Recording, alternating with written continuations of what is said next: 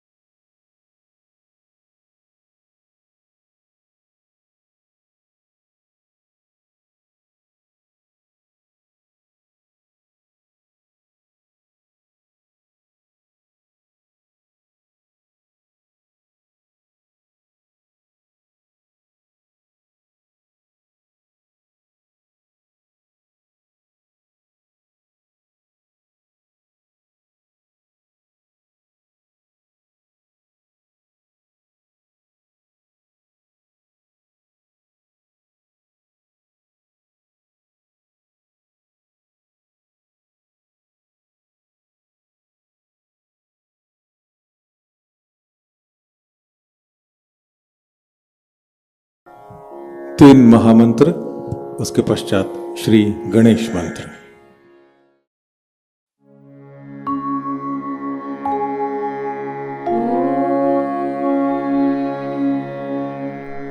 त्वमेव साक्षात्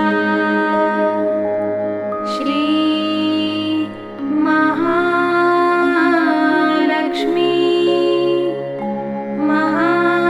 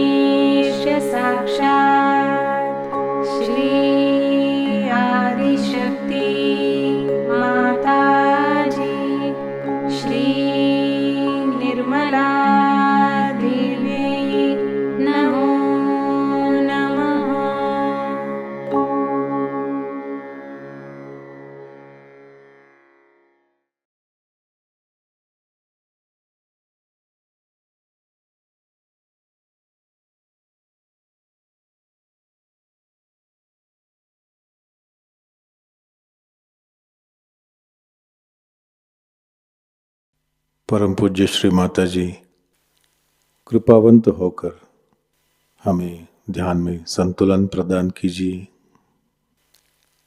इस संतुलन की अवस्था में हमें ध्यान का आनंद मिले, निरानंद मिले, ऐसा आशीर्वाद हमें दें।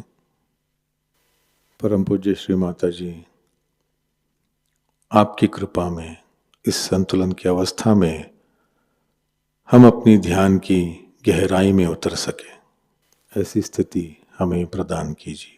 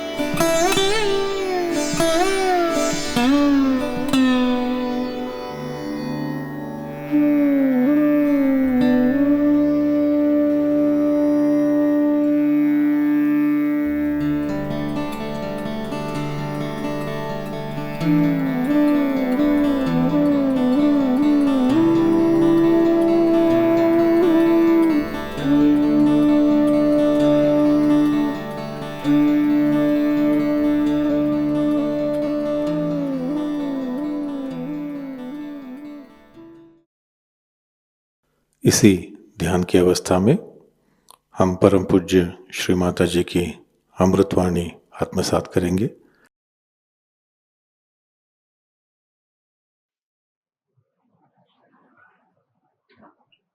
अपने ही जन्मदिन में क्या कहा जाए।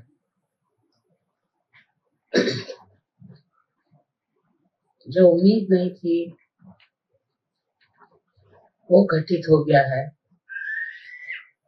आप इतने लोग सहयोग में आज दिल्ली में बैठे हुए, इससे बढ़कर एक माँ के लिए और कौन सा जन्मदिन हो सकता। आप लोगों ने आत्म साक्षात्कार को प्राप्त किया है। ये भी आपका जन्मदिन है। एक महान कार्य के लिए आप लोग तैयार हुए हैं और ये महान कार्य आज तक कभी हुआ नहीं, उसके आप संचालक हैं। इससे बढ़ के और मेरे लिए क्या सुख का साधन हो सकता।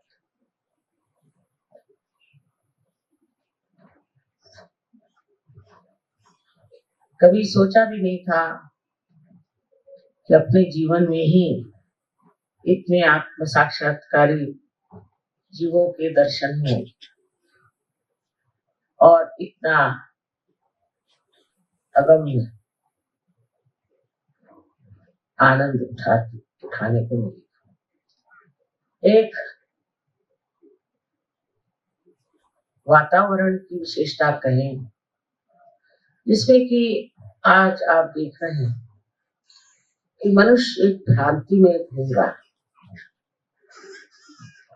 एक तरफ विदेश की ओर नजर करने पे ये समझ में आता है कि ये लोग एकदम ही भटक गए, वहां पर नैतिकता का कोई अर्थ ही नहीं था। अनीति के ही रास्ते पे चलना, अग्रसर होना, वो बड़ी बहादुरी की चीज समझती और सीधे नर्क की ओर उनकी गति है। इस गतिमान प्रवृत्ति को रोकना बहुत कठिन था, लेकिन वहां भी ऐसे अनेक हीरे थे कि जिन्होंने सोचा कि ये क्या जीवन हमारा है।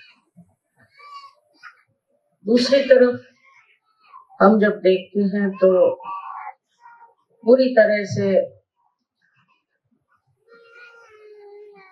कठिन परिस्थितियां बनाई गई हैं मनुष्य की कि आप अपने जीवन को एक कठिन बंधन से बांध लें कि हम धार्मिक, और अगर आप धर्म नहीं करेंगे तो आपके हाथ काट देंगे, आपके आंख निकाल देंगे, आपको जमीन में गाड़ देंगे। ये अतिशयता हो गई। और इसके साथ साथ दूसरी तरफ जैसे मैंने बताया कि बहकाव की भी अतिशयता है। दोनों तरफ अतिशयता। आपको समाधान करना चाहिए कि आप इस भारतवर्ष में पैदा हुए, इसकी संस्कृति जो है वो संतुलित। हमें इतना बताया नहीं गया है धर्म के बारे में। किसी ने खास चर्चा भी न की, लेकिन अधिकतर हिंदुस्तानी आदमी अधर्म में नहीं था, अधिकतर। ये दूसरी बात है, उसके पास अगर पैसा आ जाए बहुत, उसका दिमाग खराब हो जाए, या वो राजकारण में चला जाए, या और कोई इसी तरह की चीज को प्राप्त कर ले, तो हो सकता है कि उसको ये बहकाव मिल जाए। पर उसमें भी खुले आम कोई गलत काम करने की हिम्मत है, क्योंकि समाज इतना जबरदस्त कि उसे खींचे। इसलिए आपसे आज मैं जो बात कहने वाली हूँ वो ये है कि एक अपने देश की जो संस्कृति इतनी ऊंची अब भी मानी जाती है और अब भी अपने यहाँ लोग नैतिकता का स्तर मानते हैं, ऐसे देश में विचार करना चाहिए कि यहाँ किसने इतना कार्य किया। ये कार्य स्त्रियों ने किया, भारतीय स्त्री की शक्ति। और इस शक्ति के सहारे उसने अपने बाल बच्चे, अड़ोस पड़ोस और सारे समाज की भी धर्म पे स्थापना है। हालांकि अब विदेशी संस्कृति का असर आ रहा है और उससे हो सकता है हम लोग भी थोड़े बहुत प्लावित हो सकते हैं, पर अतिशयता में जाना बड़ी कठिन बात है, क्योंकि हम लोग जकड़े हुए अपने देश की परंपरा। अपना देश इतना सौभाग्यशाली है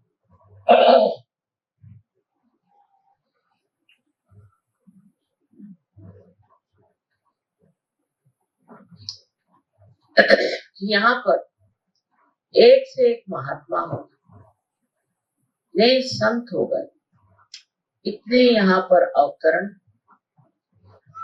हिंदू धर्म में नहीं, मुसलमानों में भी, और आप जानते हैं सिखों में बड़े बड़े धर्मात्मा इस देश में आए। इस देश की जो विशेषता है कि इस भूमि में ही जैसे कोई आध्यात्म फंसा, न जाने कैसे लोग आध्यात्म की ओर चलते हैं और मानते हैं। सहयोग की प्रणाली में हम लोग संतुलन में खड़े हैं, मतलब भारतीय संस्कृति में जो गंदगियां हैं उसको तो निकाल ही देना पड़ेगा और निकल जाए। सहयोग में आने के बाद बहुत से लोग इस चीज को छोड़ देते लेकिन अब भी मैं देखती हूँ कि कुछ न कुछ चीजों से बंधे हुए सहयोगी हैं, और इसका कारण है कि इतने दिनों से जो चीज चली आई है और मान्यता रही, उसके प्रति एकदम उदासीन हो जाना उन्हें कठिन लगता है। विशेषकर हम उत्तर हिंदुस्तान में बैठे हुए मैं देखती हूँ कि उत्तर हिंदुस्तान में या तो मुसलमानों के परिणाम स्वरूप हो, चाहे जैसा भी हो, औरतों की दशा बहुत खराब। औरतों को बहुत छला जाता है, सताया जाता है। शक्ति स्वरूप औरत कोई मान नहीं। कहा जाता है यत्र नारायण जनते तत्र रमनते देव। जहाँ स्त्री पूजनीय हो और उसकी पूजा की जाए, वहीं देवता रमन करते। इसका ये मतलब नहीं कि औरतों का भी राज हो या वो भी किसी तरह से आतताई हो, लेकिन इसका मतलब यह है कि स्त्री पहले पूजनीय होना चाहिए, उसके अंदर पूजनीय गुण हो। वो अगर पति का अपमान करती है, घर में झगड़ा करती है, परेशान करती है और अपने बच्चों की तरफ ध्यान नहीं देती और भी गलत सलत काम करती है, तो वो स्त्री तो पूजनीय हो नहीं सकती। और वही स्त्री पूजनीय होती है जो अत्यंत प्रेममयी, जिस औरत में प्रेम का सागर बसा हो उसी को लोग पूछते हैं, और जो नहीं है उसके सामने चाहे न कहे कुछ, लेकिन पीठ पीछे उसकी बुराई करते हैं।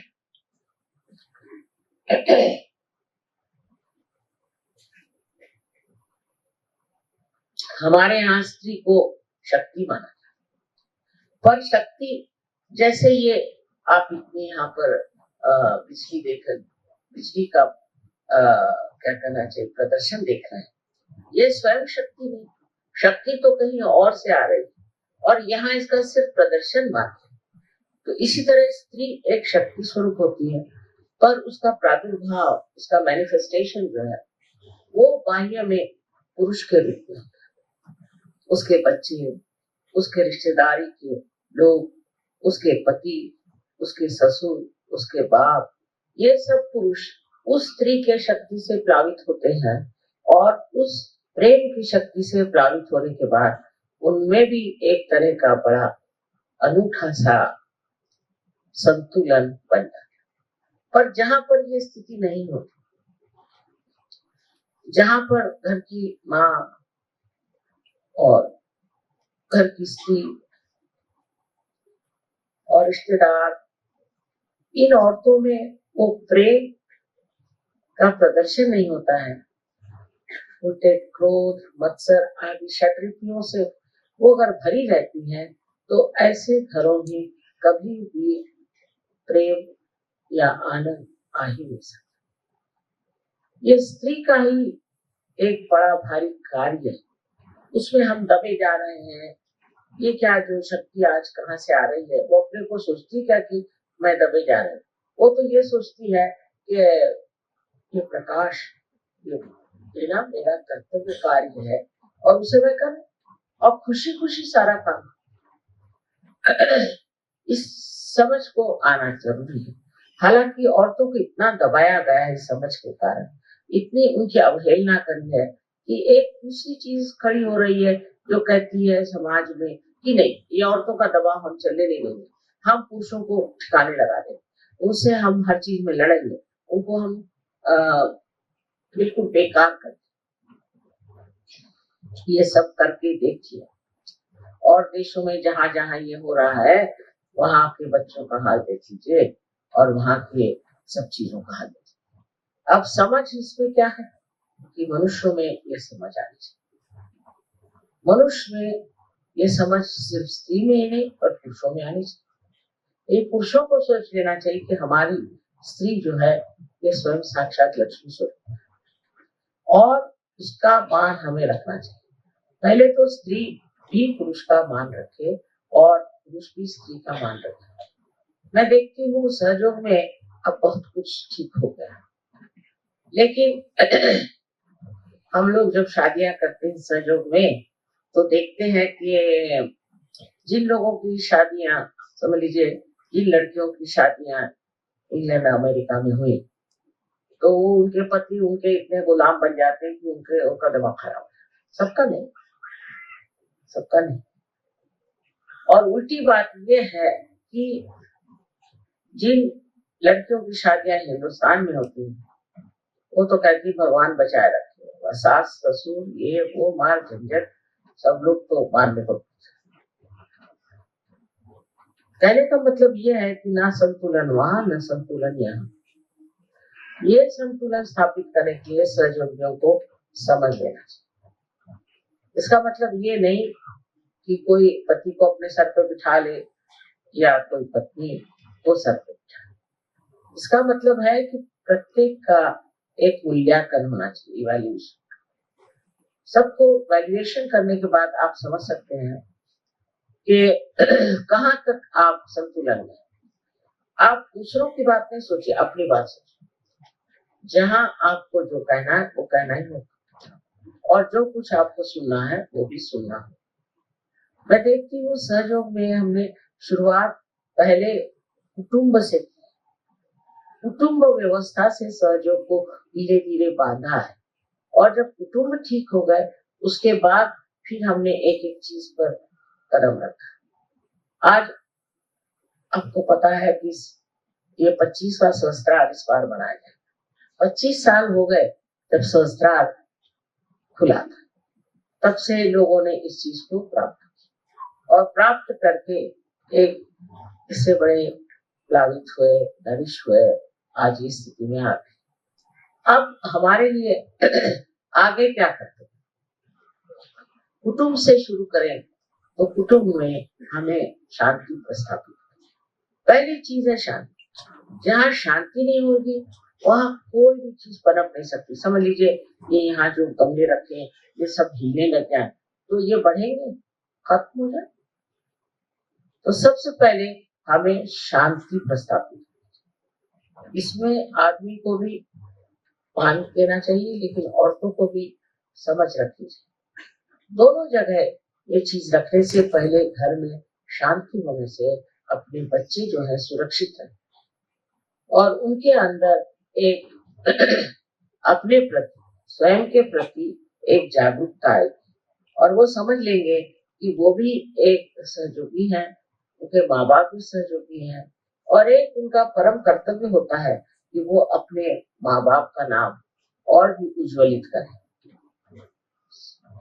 अब मैं देखती हूँ कि सहयोग बढ़ते बढ़ते अब एक समाज में तो आ ही गया है किंतु और भी क्षेत्रों में बढ़ रहा है। माने अब हम लोग यहाँ पर जैसे लोग आए हैं, कोई मद्रास से आए हैं, कोई महाराष्ट्र से आए हैं, कोई कहीं से आए। तो देश और देश इस तरह से विचार करते हुए सहयोग कर। अब इसमें भी उसी तरह का प्रकार होता है। जैसे अब दिल्ली वाले आए तो उन्होंने कहा कि माँ आपका बर्थडे दिल्ली में होना चाहिए। अच्छा भाई कर दे, वो तो मानना ही पड़ेगा। दिल्ली वालों को कौन मना कर सकता है, यहाँ बर्थडे नहीं हो, बाप रे, हो गया फिर मेरा। तो मैंने कहा भाई शांतिपूर्वक ये चीज दिल्ली में ही करो, वो अच्छा रहेगा और व्यवस्था भी यहाँ अच्छी होती है, सब लोगों का इंतजाम भी होता है, सब दृष्टि से मैंने कहा ठीक है। लेकिन उसमें हम दिल्ली वाले हैं या हम दिल्ली वाले हैं ऐसा नहीं करके भी लोग चला। अब ये तो बड़ी ही संकुचित प्रवृत्ति, मतलब जो सहयोग का दूसरा सामूहिक स्वरूप, उसे समझने में हमने गलती। सामूहिकता में अगर आप नहीं उतरेंगे तो आपका जो संतुलन है वो डावाडोल। अगर हम कहें कि अच्छा बात इस बार हम मुंबई में हो जाए बर्थडे, क्या है कहीं भी हो बर्थडे तो होगा ही, हमारी तो उम्र बढ़ने वाली है, आप चाहे कहीं भी करिए। लेकिन उसमें फिर उलझन हो जाएगी कि भाई इस बार माने से क्यों किया, या तो लोग ये कहेंगे हमसे कोई गलती हो गई, और या ये कहेंगे कि माँ ऐसा आपने क्यों किया, दिल्ली वालों ने इतने बार आपने किया था, अब इस बार क्यों नहीं कर रहे दिल्ली वालों। तो ये जो तादात्म्य हमारा गलत चीजों से आइडेंटिफिकेशन है, हम यहाँ के रहने वाले हैं वहां के रहने। पहले तो यहाँ तक था कि एक गली में रहने वालों में भी झगड़ा हो, अब वो खत्म। फिर अलग अलग मोहल्ले में रहने वालों में बड़ा झगड़ा, और हर एक मोहल्ले के लोग अलग अलग बैठ के मैं देखा करती थी, अरे बाप रे अभी भी चल ही रहा है। फिर वो मोहल्ले छूटे हर जगह। अब भाषा पर भी थोड़ा बहुत आ गया, भाषा पर आ गए कि ये फलाना भाषा बोलते हैं, हम ये भाषा बोलते हैं। हमें तो अपनी पहले सबसे अच्छी बात यह है कि हमारे देश की जो भाषा है वो तो सीख लेनी चाहिए, चाहे आप हिंदू हो, मुसलमान हो, चाहे मराठी हो, चाहे अंग्रेजी हो, चाहे पहले आपको हिंदी भाषा आनी चाहिए। सहयोग में अब मैं 14 आपकी ऑफिशियल भाषा में कैसे बोल सकूं और आपसे वार्तालाप कैसे होगा। तो जो भाषा माँ को आती है, हिंदी मेरे समझ में मैंने कभी सीखी नहीं, पढ़ी नहीं, पर हिंदी भाषा का हमेशा मुझे बड़ा मान रहा, और इसलिए हिंदी भाषा मुझे आती। इसलिए आप लोग सब कर हिंदी भाषा सीखें तो सहयोग पे बड़ी मेहरबानी हो जाएगी और इससे आप कभी हो जाए। बहुत से लोग हिंदी सीख गए मेरी टेप सुन करके बाहर, प्रदेश के लोग जो हैं वो बड़े जोर से चिपक जाते हैं किसी चीज, वो लोग हिंदी बोलने लग गए।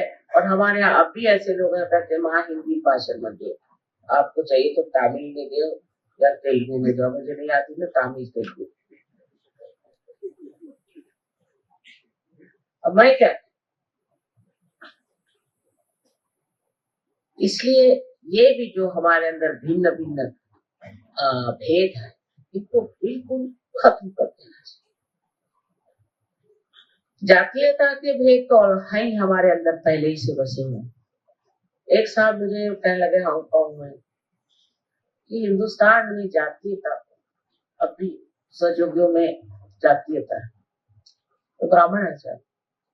मैंने कहा अच्छा बताइए, क्या आप किसी हरिजन से शादी करेंगे? झगड़ा हरिजन से, अरे हरि के जन है, उनसे शादी करने में क्या, हरिजन से नहीं। तो पहले बाकी सब लोगों में हो जाए तो धीरे धीरे हरिजन को भी मान लें। लेकिन परदेश में ये झगड़ा ही नहीं, कितनी हरिजन लड़कियों की शादियां मैंने बाहर करा दी, और लड़कों को भी, उनको पता ही नहीं कि ऐसी जाति पाति करके कोई चीज होती है, कोई हरिजन होता है और कोई, अब नहीं कहेंगे कोई क्या। इस प्रकार हमारे अंदर इतनी भिन्नता का स्वभाव है, हम भिन्न है, वो भिन्न है, वो। अब भिन्नता भी आवश्यक चीज है, ये नहीं परमात्मा ने हर एक को भिन्न भिन्न बनाया। हर एक की शक्ल अगर एक बनाते तो कोई किसी को पहचान नहीं पाता है। जैसे कोई आपने आर्मी खड़ी कर दी, इसी तरह से सबकी शक्ल हो जाती। तो भगवान ने एक पत्ता दूसरे से नहीं मिलता, ऐसा पत्ता बनाया है कि ये पत्ता आप कहीं दुनिया में जाके ढूंढे तो एग्जैक्टली सेम नहीं हो सकता, पता ही। ये उसकी कमाल। पर अगर ये सोचने लग जाए कि ये भिन्नता ही हमारी विशेषता है, तो फिर आप पत्ते के लेवल पर हैं, उससे आप उठे, उसको उससे उठकर देखिए तो आप समझ जाएंगे कि आप जो है वो एक विशेष व्यक्ति, योगी जन, जिनकी की जात पात कुछ नहीं। शास्त्रों में लिखा है सन्यासी की जात पात नहीं। जब सन्यासी हो गए आप क्या रहेगा, अंदर से छूट गए सो सन्यासी, तो आपकी जात पात कैसे रहे? इसका बड़ा विरोध करना चाहिए, जात पात का बहुत ही विरोध करना चाहिए, और सिर्फ गुण ग्राहकता होनी चाहिए कि किसमें क्या गुण है उसको पाना चाहिए और उसको समझना चाहिए। इस एक मर्यादा से जब हम गुजर जाते हैं तब फिर देश विदेश से हमारा संबंध आता है। अब मैं आपसे क्या बताऊं कि प्रदेश में मैंने जो लोग देखे उनमें बहुत ज्यादा यांत्रिक लोग हैं, यांत्रिक, यंत्र को विश्वास और साइंस में विश्वास, पढ़े लिखे, लेकिन सहज में जब वो उतरे तो जैसे कोई प्रेम सागर में ही उतर गए हो, उसकी डुबकियां लगा। अब यहाँ पर आप देखिए कि 500 आदमी बाहर से आए, इतना नितांत उनका प्यार है मेरे साथ, क्योंकि कहते कि जब हम बस सोचते कि हमें आपसे प्यार है तो ऐसा लगता है कि चारों तरफ से हमें प्रेम और आनंद के सागर में घिरे। अब कल देखिए उनको कुछ समझ में नहीं आ रहा था कब आए, और आनंद की लहरियों से वो भरे हुए। उसे सीखने की बात है कि बिल्कुल निर्वाच, किसी भी तरह की आशा न रखते हुए वो प्रेम में उतरना चाहते। और क्योंकि हम लोगों को अभी प्रेम की महत्ता मालूम नहीं है, हो सकता है कि अब भी हम बहुत, जैसे हिंदुस्तानी चिट्ठी आएंगे तो मेरा बाप बीमार है, मेरे बाप का ससुर बीमार है, फलाने का फलाना बीमार है, उसको आप दे दीजिए, उसके पास नौकरी नहीं है, मेरी सब बैंक्रप्सी हो गई, मेरा भाई जेल जा रहा है, सब यही बात। यहाँ तक कि वो सोचते हैं कि एक तरह मेरे ऊपर एक अधिकार है क्योंकि मैं भी एक हिंदुस्तान में पैदा हुई हूँ और आप लोग हिंदुस्तान। पर ये बड़ी निम्न चीज है, इसको मानने की जरूरत ही नहीं अगर आप सजे, ये अपने आप घटित हो सकता है, ये विश्वास परदेशी है। अब आपको मैं एक आश्चर्य की बात बताऊं, एक औरत यूएन में काम करती थी, सहयोगिनी, वो मेक्सिको में चली गई यूएन में। उसका एक लड़का, उसको ऐसी बीमारी हो गई कि वो बीमारी पुष्ट आती रहती है, और इस लड़के पे बड़े जल्दी आघात हुआ और 1 महीने के अंदर वो बच्चा मर गया। वो सहयोगी नहीं, ये सहयोगी। इसने मेरे पास 3 चिट्ठियां भेजी, उसमें उसने का नाम लिख के भेजा, ये बीमारी है, पता नहीं कौन सी अजीब गरीब लंबी चौड़ी बीमारी उसको है, और ऐसी 3 चिट्ठियां मेरे पास। मुझे बड़े उसके लिए कहती हूँ कि क्या कहूँ मैं, अपनी इंसानियत की भाषा में तो कहा नहीं जाता, पर एक तरह से जैसे खिंचाव। और चौथी उसकी चिट्ठी आई कि माँ आश्चर्य की बात है, मेरे लड़के को मैं ले गई थी हॉस्पिटल, तो उन्होंने कहा इस तो सब नेगेटिव है, बिल्कुल परफेक्ट है।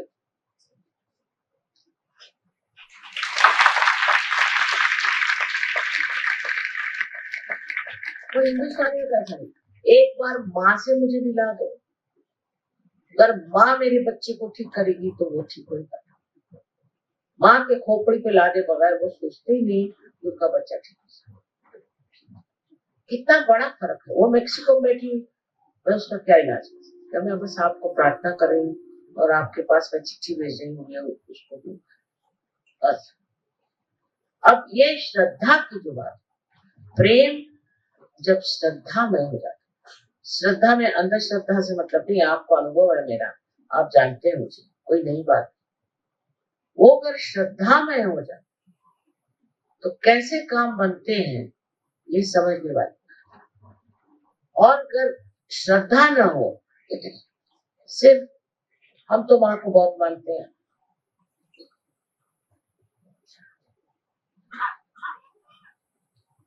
ऐसे मानने वाले, ईसा को मानने वाले बैठे हैं, मोहम्मद साहब को मानने वाले बैठे हैं, उनको माना। अरे तुम क्या हो,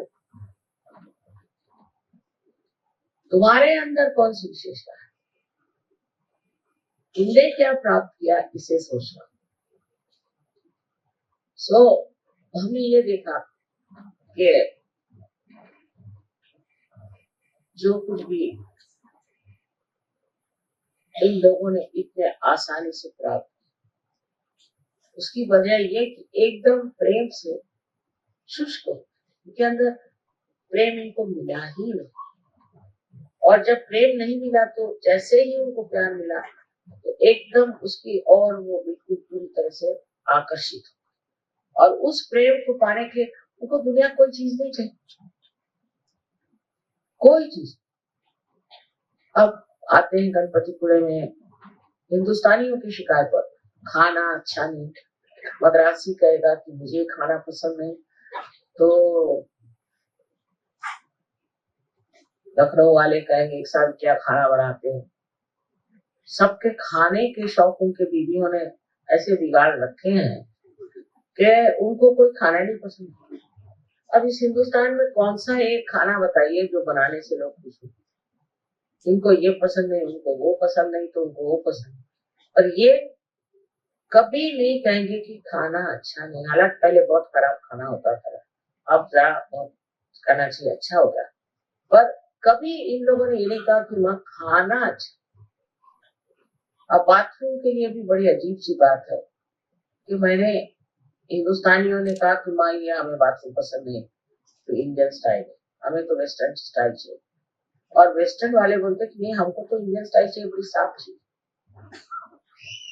अब मेरी समझ में हम क्या करें, इंडियन के लिए बनाए और उनके लिए बनाए। तो मैंने ये कहा अच्छा ठीक, इंडियन वालों को फॉरेनर्स के साइड में रख दो, फॉरेनर्स को इंडियन साइड में रख दो। पर हम लोग बड़े डिमांडिंग है, हर समय ये चीज नहीं चाहिए, वो नहीं चीज ठीक, ये ठीक कर दो, वो ठीक कर दो। कितनों के घर में अटैच बाथरूम होता है, लेकिन इसमें हम लोग अपने सोचते हैं कि हम बड़े ऊंचे हो गए इस तरह के डिमांड्स करते हैं। और इन लोगों से पूछो तो कहते हैं कि माँ शरीर का जो आराम है बहुत उठाए, उन्होंने जो बहुत उठाए शरीर का आराम, अब आत्मा का आराम,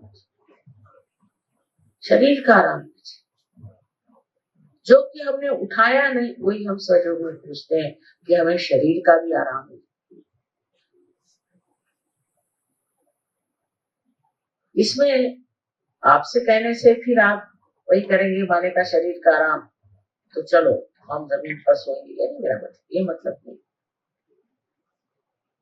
मतलब ये है कि ये सोचना चाहिए कि हमें अब आत्मा का कार्य करना है, आत्मा को संतोष में रखना है। जितना हम शारीरिक चीजों के बारे में सोचेंगे उतना ही हमारा आत्मा दुखी होगा, उसका प्रकाश उतना ही कम।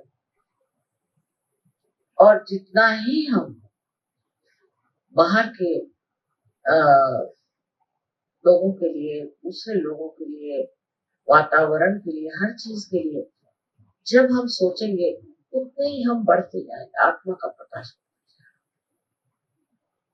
और उसमें आपको हैरानी होगी कि आप अपने को पाइएगा कि आप बिल्कुल विश्व के एक नागरिक हो गए।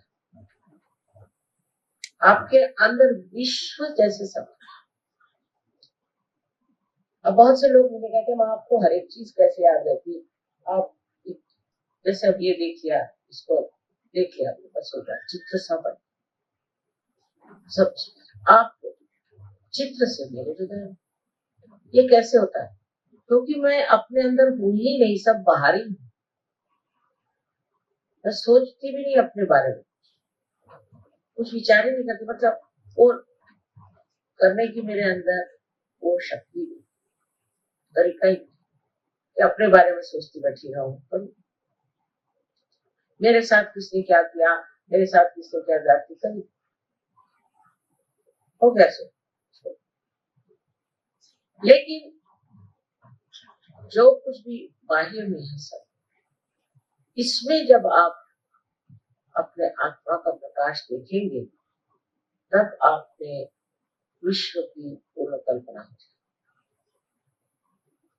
कोई पहाड़ी है वहां चले गए, पहाड़ी में भी अपना आत्मा का प्रकाश, हर एक चीज, जब वो आत्मा का प्रकाश आप देखते हैं, हर एक चीज आपको कोई चीज भूलती नहीं, उसका आनंद भूलता नहीं, पर उसके बारे में फिक्र नहीं लगती ये किसका कारपेट है, मार लें कि इसको खरीद लें, कुछ ऐसा नहीं हो जाता।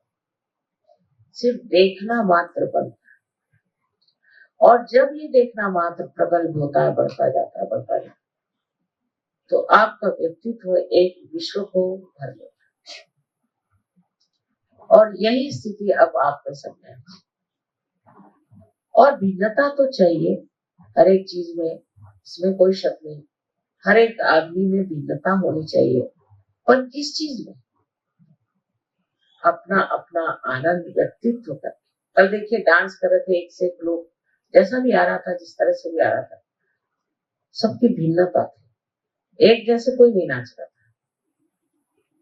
ये भिन्नता हमारे अंदर अगर रहे तो उससे हम एक अलग अलग तरह के आनंद का अनुभव दूसरों को दे सकते।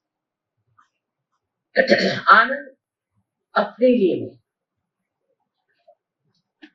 हम दूसरों को कितना आराम दे सकते हैं, दूसरों को हम कितना आनंद दे सकते हैं, दूसरों में हम कितना प्रकाश ला सकते हैं, इसका विचार हमेशा रहना चाहिए।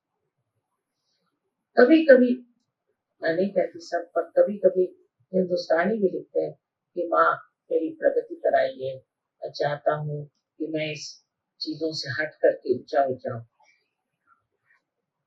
क्योंकि जो भी चिट्ठी लिखते हैं अधिकतर वो सब बेकार चीजें, ये बीमार है, वो बीमार है, ऐसा है वैसा, और कोई कोई बहुत प्यारी चिट्ठियां लिखता है,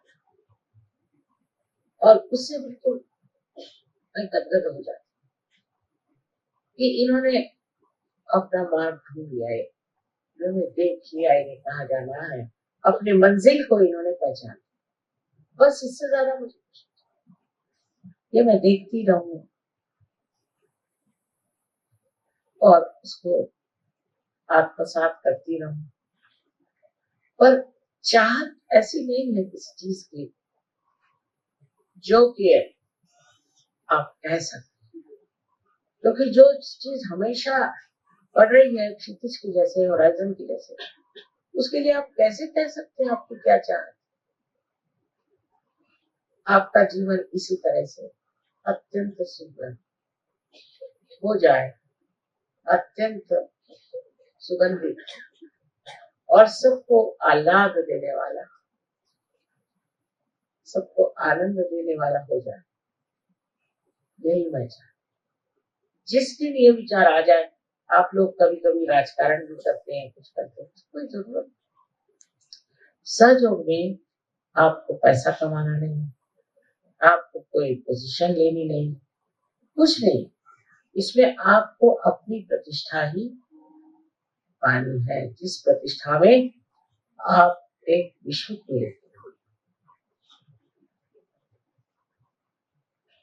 जानने वाले, विश्व में उतरने वाले, विश्व की परवाह करने वाले, उनकी तकलीफ और परेशानियों को दूर करने वाले और सबको ज्ञान देने वाले ऐसे महान महान वृक्ष हो सके। और मेरा यही आशीर्वाद है कि सब लोग इसी तरह से अपने को पढ़ाएं, अपनी और नजर करके देखें कि क्या मैं इस तरह से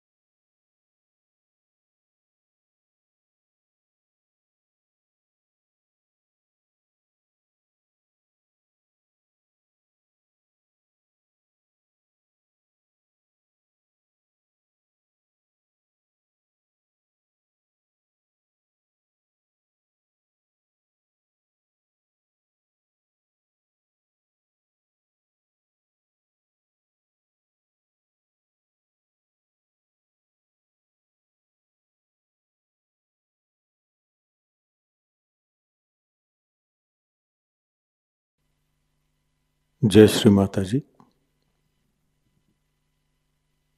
परम पूज्य श्री माता जी, कृपावंत होकर आप हमें निर्लिप्त साक्षी बनाइए।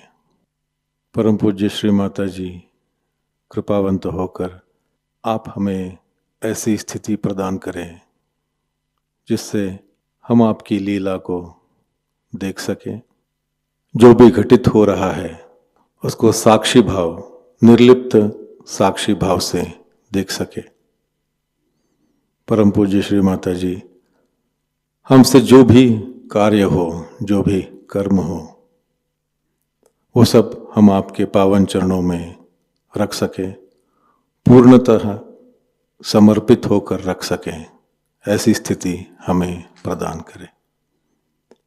परम पूज्य श्री माता जी, आपके प्रति अनन्य भक्ति हो, इस तरह का आशीर्वाद और ऐसी ध्यान की स्थिति, आध्यात्मिक स्थिति हमें कृपा कर प्रदान कीजिए। श्री माता जी, आपके पावन चरणों में हमारे कोटि कोटि प्रणाम। कलेक्टिव बंधन।